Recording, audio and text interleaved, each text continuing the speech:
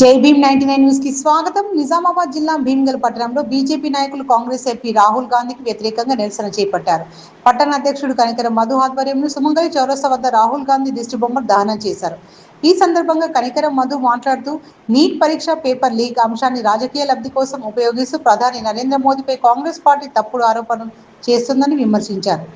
దేశ ప్రతిష్టను దెబ్బతీసేలా ప్రతిపక్షాల తీరు ఉందని ఆరోపించారు. ఈ కార్యక్రమంలో బీజేపీ నాయకులు కార్యకర్తలు పాల్గొన్నారు.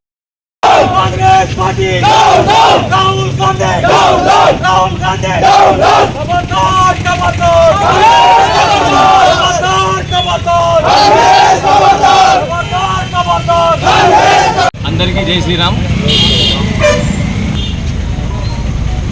ఏదైతే గత 2 రోజుల నుంచి ఢిల్లీలో అల్లర్లు సృష్టిస్తున్నటువంటి విషయాల మీద ఈరోజు పాత్రికేయుల సమావేశం నిర్వహించడం జరుగుతుంది. అందులో ముఖ్యంగా 3 అంశాలు ఉన్నాయి. మొదటి అంశం వచ్చేసి సిజేపీ కాక్రోచ్ జనతా పార్టీ జంతర్ మంతర్ దగ్గర నిర్వహిస్తున్నటువంటి నీట్ ఎగ్జామ్ పేపర్ లీక్ గురించి ఒక అంశం. అలాగే రాహుల్ గాంధీ, ప్రియాంక గాంధీ, మల్లికార్జున్ ఖర్గే, మమతా బెనర్జీ, కేజ్రీవాల్ ఈ 5గురు దేశద్రోహులు నిన్న ప్రధాని నివాసాన్ని ముట్టడికి పిలుపునిచ్చిన అంశము. 3 అంశం వచ్చేసి పంజాబ్ రైతులు కూడా నిన్న ఢిల్లీ ముట్టడికి పిలుపునిచ్చారు. ఈ 3 అంశాల గురించి ఇక ఈ ప్రెస్ నోట్ నిర్వహించుకుంటున్నాం. అందులో మొదటగా కాక్రోచ్ జనతా పార్టీ అనే లుచ్చా పార్టీ అభిజిత్ డిక్కే అని చెప్పేసి అని ఒక దేశద్రోహి భారతీయ జనతా పార్టీ ఎదుగుదలను ఓర్చుకోలేక ఆ పార్టీ వ్యవస్థాపకుడు కేజ్రీవాల్ సంబంధించి అతని చెంచాగాడు నిన్న జంతర్ మంతర్ దగ్గర నీట్ పేపర్ లీకేజ్ గురించి రోహింగ్యాలను దేశద్రోహులను అందరినీ ఏకతాటిగా తీసుకొచ్చి పోలీసులపై అక్కడున్న వ్యవస్థపై ఢిల్లీకి సంబంధించిన అన్ని వీధులలో రాళ్ల దాడులు కానీ నిర్వహించడం జరిగింది. అసలు అది ఎందుకు చేసిరు అని చెప్పేసి అని ఎలాంటి ఆధారాలు కానీ ఏం లేకుండా నిన్న భీమ్గల్ పట్టణ కేంద్రంలో కాంగ్రెస్ పార్టీ వాళ్ళు యావత్ ప్రపంచం అందరు గౌరవించే నరేంద్ర మోడీ గారి దిష్టి బొమ్మను దానం చేసిరు. అక్కడ నిన్న 50 మంది దాకా నిన్న పాల్గొంటే ధర్నాలో కనీసం వాళ్ళు 5గురు కూడా తెలియదు నిన్న అసలు ఎందుకు ధర్నా కూర్చున్నాం, ఎందుకు గాల పెట్టినామని. ఇప్పుడు మేము భారతీయ జనతా పార్టీ తరఫున మీకు అందరికీ మేము చెప్తున్నాము, జాగ్రత్తగా వినురి. అసలు నీట్ ఎగ్జామ్ ఎలా జరిగింది, ఏం జరిగింది అని అంటే నీట్ ఎగ్జామ్ వచ్చేసి భారతదేశం నుండి పడితే యావత్ 14 దేశాలకు సంబంధించి పేపర్ ఇక్కడ నుంచే భారతదేశం నుంచే 14 దేశాలకు వెళ్తుంది. ఎగ్జాంపుల్ కువైట్, దుబాయ్, శ్రీలంక ఇట్లా 14 దేశాలకు ఈ నీట్ పేపర్ వెళ్తుంది. ఈ 14 దేశాలలో ఒకటే ఒక సెట్ లీక్ కావడం జరిగింది. ఆ లీక్ అయిన పేపర్ కూడా ఖాళీ. 150 ప్రశ్నలకు గాను ఒక 60 ప్రశ్నలు లీక్ అయినాయి. దాన్ని ఎంబటినే ప్రభుత్వం దాన్ని చర్య తీసుకొని ఆ సెట్ తొలగించి మిగతా మొత్తం 4 సెట్ల నుంచి ఆ సెట్ను తీసేసి 3 సెట్ల నుంచి ఇంకో సెట్ తీసి మే 5 నాడు పేపర్ లీక్ అయితే జూన్ 21 నాడు కండక్ట్ చేయడం జరిగింది.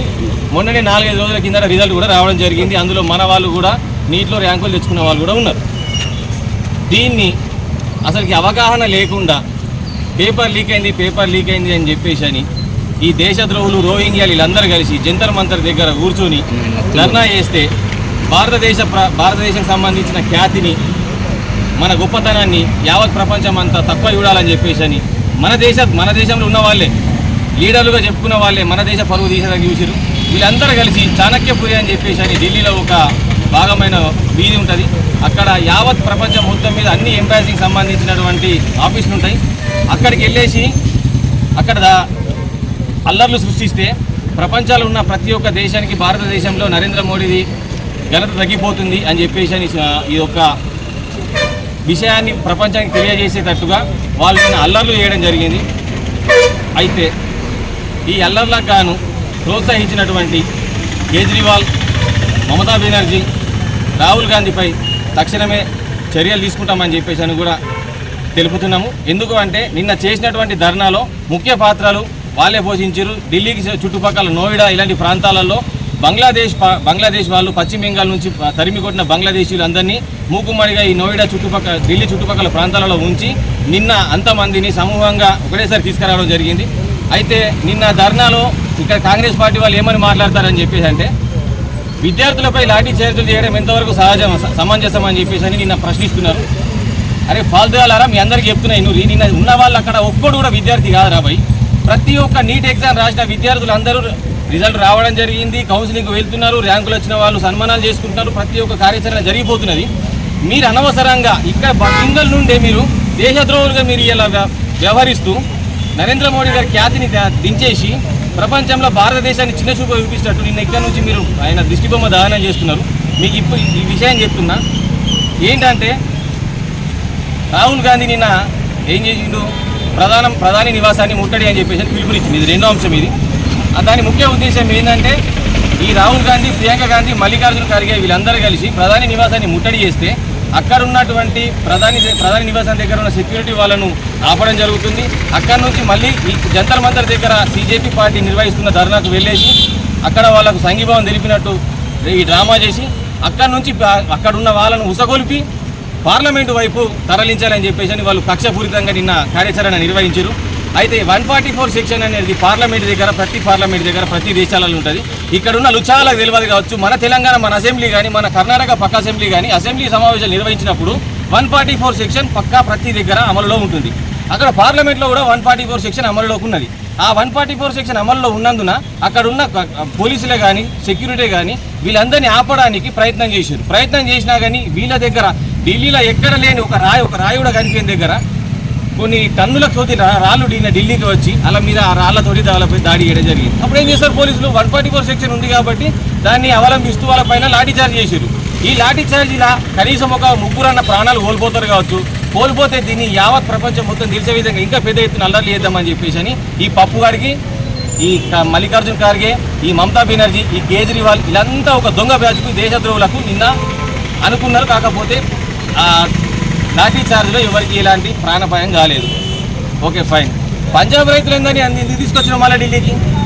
ఆల్రెడీ ఏడాది కిందంటే పంజాబ్ రైతులు అందరూ కలిసేసి ధర్నా విధంగా చేస్తే రైతు చట్టాలను వెనక్కి తీసుకున్నాం కదా, సవరణ చేసినాం కదా, మళ్ళీ వాళ్ళు రావాల్సిన అవసరం ఏమున్నది అంటే, ఈ రైతు ముసుగులో ఈ రోహింగ్యాలు, ఈ కాంగ్రెస్ పార్టీ కార్యకర్తలు, నాయకులు వీళ్ళందరూ కలిసి ఢిల్లీలో అలజడి సృష్టిస్తే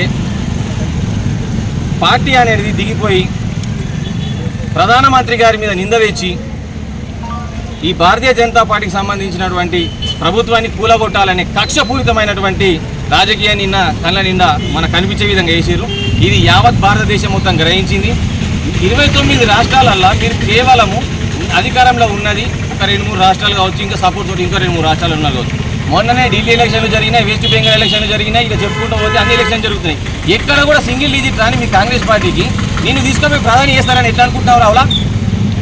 ఇకనైనా కానీ ఈసుంటి చిల్లర వేషాలు బంద్ చేసి నరేంద్ర మోడీ గారి గురించి ఇంకోసారి తక్కువ చేసి, నరేంద్ర మోడీ గురించి కాదు, ఇప్పుడు నేను కండువా తీసి భారతీయ జనతా పార్టీ కండువా తీసి మాట్లాడుతున్నా.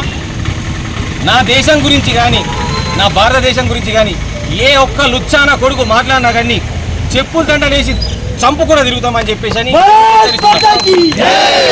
దయచేసి మనమందరం భారతదేశంలోనే ఉంటున్నాము, మనం తింటున్నాము. కాబట్టి ఒక దేశం సంబంధించి మన ఖ్యాతిని, మన అభివృద్ధిని ప్రతి ఒక్క ప్రపంచంలో ప్రతి ఒక్క మన పటంలో అగ్రస్థానంలో ఈరోజు ఉంటున్నది. మీరు చేయడం వల్ల దాన్ని మన ఖ్యాతిని దించకూరి. మీరు రానున్న రోజులు ఇట్లనే చేస్తే మీ మీద దేశద్రోహులు అనే ముద్ర కూడా వేయక తప్పదు. భారత్ మాతా కీ జై.